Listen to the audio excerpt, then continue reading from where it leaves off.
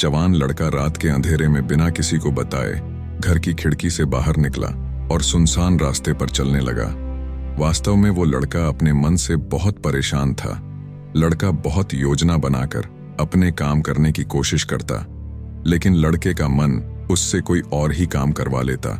लड़का जीवन में बहुत कुछ करना चाहता था, मेहनत करके खुद को सफल बनाना चाहता था, लेकिन मन में चल रहे तरह तरह के विचारों के कारण कुछ कर नहीं पाता था।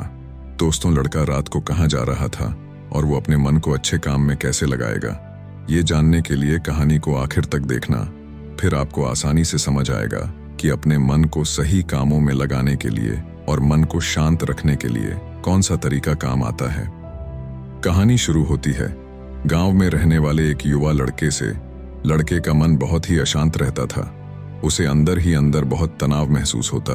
वो मन को शांत करना चाहता था, लेकिन कोई तरीका काम नहीं कर रहा था और जीवन की तकलीफें उसे हर दिन परेशान कर रही थीं। लड़का अपने मन का बोझ किसी को बता भी नहीं पा रहा था। वो बताने के बारे में सोचता, लेकिन कभी घर में बता नहीं पाया कि मैं अंदर से कितना परेशान हूं। एक दिन लड़के को पता चला कि गांव में महान बौद्ध भिक्षु आए हैं। लड़का तुरंत घर से निकला और बौद्ध भिक्षु के पास पहुंचा। लड़के ने देखा कि बौद्ध भिक्षु सभी गांव वालों को उपदेश दे रहे हैं। आखिर में बौद्ध भिक्षु ने कहा, जब हम हर पल कुछ न कुछ पाने की चाहत में भागते हैं तो मन की शांति खो देते हैं। एक अशांत मन कभी सुख नहीं पाता, फिर पूरी दुनिया की दौलत पाकर भी दुखी ही रहेगा। परंतु जिस व्यक्ति का मन शांत है वो हर पल को खुशी खुशी जी सकता है। सच्ची खुशी तो हमारे अंदर ही छिपी होती है। इतना कहकर बौद्ध भिक्षु ने प्रवचन रोक दिया और वापस आश्रम की ओर लौट गए। लड़का भी घर आया, लेकिन रात को उसे नींद नहीं आई। उसे मन ही मन महसूस हो रहा था कि ये बौद्ध भिक्षु मुझे मन हल्का करने का तरीका बता सकते हैं। इसके बाद लड़के ने सुबह होने का इंतजार नहीं किया और रात के अंधेरे में ही घर से निकल गया और सुबह होने तक आश्रम में आ गया। लड़के ने बौद्ध भिक्षु से कहा, कल आप मेरे गांव आए थे। आपने उपदेश में कहा कि एक शांत मन हर पल का आनंद ले पाता है, हर पल को सुखी सुखी जी पाता है। लेकिन क्या ऐसा हो सकता है? इस दुनिया में सभी के मन अशांत हैं। मेरा मन भी शांत नहीं है। मेरा मन भी लगातार भागता रहता है। मैं करना कुछ और चाहता हूँ, लेकिन मन कुछ और ही करने लगता है। कृपा करके आप मुझे बताओ कि मैं अपने इस मन को कैसे शांत करूं और मन से सही काम कैसे करवाऊं। बौद्ध भिक्षु ने लड़के से कहा, अगर तुम्हें मन को वश में करना है और अच्छे काम में लगाना है तो तुम्हें मन को एक जगह रोकना होगा, मन के विचारों को शांत करना होगा। और ऐसा करने के लिए सबसे बढ़िया तरीका है कि तुम हर दिन ध्यान किया करो। जितना तुम ध्यान करोगे उतना ही मन की भागदौड़ खत्म होती जाएगी। तुम्हारा मन शांत हो जाएगा। तुम आसानी से विचारों के दलदल से बाहर आ जाओगे। लड़के ने कहा, ठीक है, मैं आज से ध्यान करूंगा। इतना कहकर लड़का वहां से चला गया, लेकिन उसे क्या पता था कि ध्यान करने से उसके जीवन की क्या दशा होने वाली है। लड़के ने घर पहुंचने के बाद ध्यान करना शुरू किया। वो रात भर ध्यान करता रहा, लेकिन ध्यान से कोई लाभ नहीं हुआ।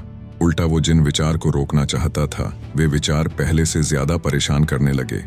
लड़का फिर से बौद्ध भिक्षु के पास गया और कहा, मैंने रात भर ध्यान किया है, लेकिन मुझे कोई लाभ नहीं हुआ।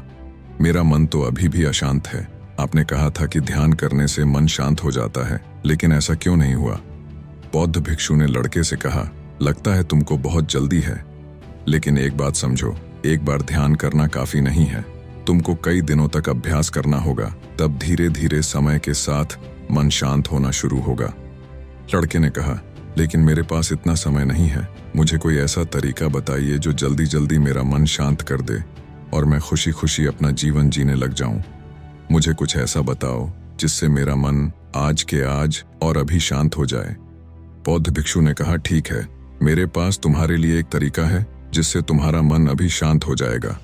इतना कहकर बौद्ध भिक्षु अपनी कुटिया में गए, अंदर से एक बाल्टी लेकर आए और लड़के से कहा, चलो इसे भर कर लाते हैं, फिर मैं तुमको मन शांत करने का खास तरीका बताऊंगा। दोनों नदी की तरफ जाने लगे और कुछ ही देर में भिक्षु और लड़का नदी के किनारे पहुंचे। भिक्षु ने बाल्टी को नदी में डुबोया और भरकर बाहर निकाला, लेकिन ये क्या? बाल्टी के चारों ओर छोटे छोटे छेद थे जिससे पानी तेजी से बाहर निकल रहा था। भिक्षु ने फिर बाल्टी डुबोई, फिर बाहर निकाला, लेकिन फिर से पूरा पानी बाहर निकल गया। भिक्षु बार बार ऐसा ही करते रहे, लेकिन हर बार बाल्टी का पानी बाहर निकल जाता। लड़का ये सब देख रहा था। जब ये सब देखते देखते बहुत देर हो गई तो लड़के को बुरा लगने लगा। लड़के ने कहा, आप ये कैसी मूर्खता कर रहे हैं? इसके चारों तरफ छेद है, इसको पानी से भर पाना संभव नहीं है। आप कितना भी पानी भरोगे वो बाहर ही निकलेगा, क्योंकि बाल्टी में पानी रुक ही नहीं रहा है। बौद्ध भिक्षु ने कहा, तुम्हारी बातों में ही तुम्हारे सवाल का जवाब है। तुम भी तो हमेशा से यही गलती करते आ रहे हो। तुम मन को दुनिया के सुखों से भरना चाहते हो और अपना समय बेकार कर रहे हो, क्योंकि सांसारिक सुख पाकर मन कभी शांत नहीं हो सकता। क्योंकि जब मन इच्छाओं के जाल में फंस जाता है तो शांति उसे छोड़ देती है। लड़के ने कहा, इच्छा पूरी होने के बाद मन शांत क्यों नहीं हो सकता? बौद्ध भिक्षु ने कहा, यही तो समस्या है। हम ज्यादा से ज्यादा चीजें इकट्ठा करना चाहते हैं, क्योंकि हमें लगता है कि हमारे पास जितनी ज्यादा चीजें होंगी हम उतना ही सुखी रहेंगे, कि बाहर की किसी भी चीज में कोई सुख नहीं है और ना ही उनमें कोई दुख है। और यही कारण है कि जब हम किसी चीज के पीछे भाग रहे होते हैं, जब हम कोई चीज पाना चाहते हैं तो उसे पाकर हमें पल भर के लिए खुशी तो मिलती है, लेकिन बाद में ये खुशी कब दुख में बदल जाती है हमें पता नहीं चलता, क्योंकि हम एक चीज से दूसरी चीज, फिर दूसरी से तीसरी चीज के पीछे लगातार भागते रहते हैं। बौद्ध भिक्षु ने कहा, अब मेरी बात ध्यान से सुनो। ये बाल्टी तुम्हारा मन है। अगर तुम इसको इंद्रिय सुखों से पूरी तरह भर दो तो मन शांत हो जाएगा।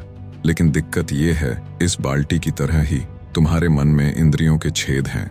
तुमको लगता है कि अच्छा खाना खाकर, बहुत पैसे कमाकर, संसार के सुख में डूबकर तुम अपने मन को भर सकते हो, लेकिन ऐसा कभी नहीं हो सकेगा।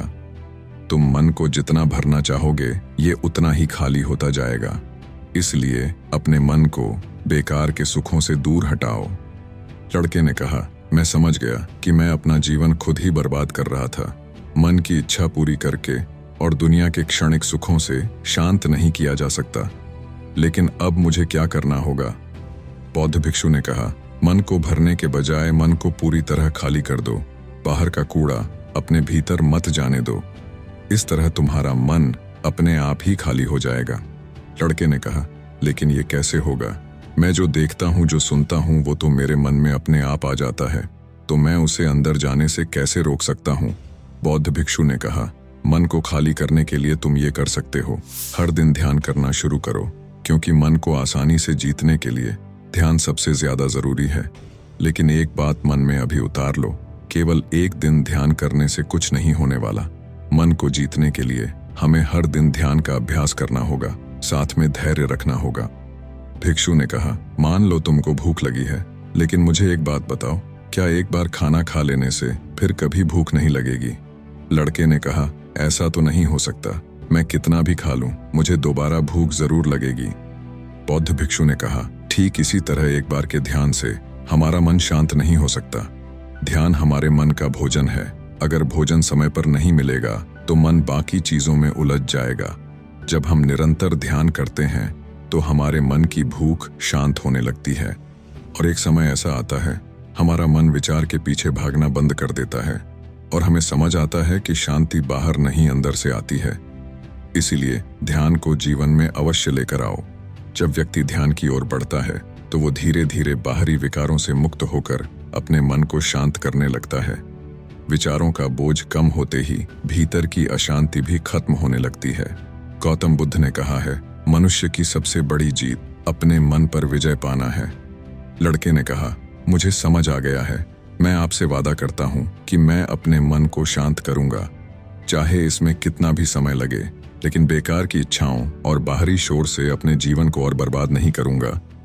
दोस्तों, इस कहानी में सबसे जरूरी बात है कि कोई भी इंसान शांत मन के बिना जीवन में सच्ची खुशी प्राप्त नहीं कर सकता, और बाहरी संसार में भटकने वाला मन भीतर की शांति कभी नहीं पा सकता। और जब यह शांति हमारे अंदर होती है तो हम किसी भी चुनौती का सामना स्थिर और धैर्य से कर सकते हैं, और जीवन की हर परिस्थिति में हम सुख और संतोष का अनुभव करने लगते हैं। जो व्यक्ति खुद के मन को शांत करना सीख लेता है वो दुनिया की सबसे बड़ी लड़ाई जीत लेता है। दोस्तों, उम्मीद करता हूं कि आपको ये कहानी पसंद आई होगी। आपको इस कहानी से क्या सीखने मिला, हमें कमेंट्स में जरूर बताएं। ऐसी ही और कहानी देखने के लिए पीसफुल कर्मा चैनल को सब्सक्राइब जरूर कर लीजिए और ऐसे ही मुस्कुराते रहिए।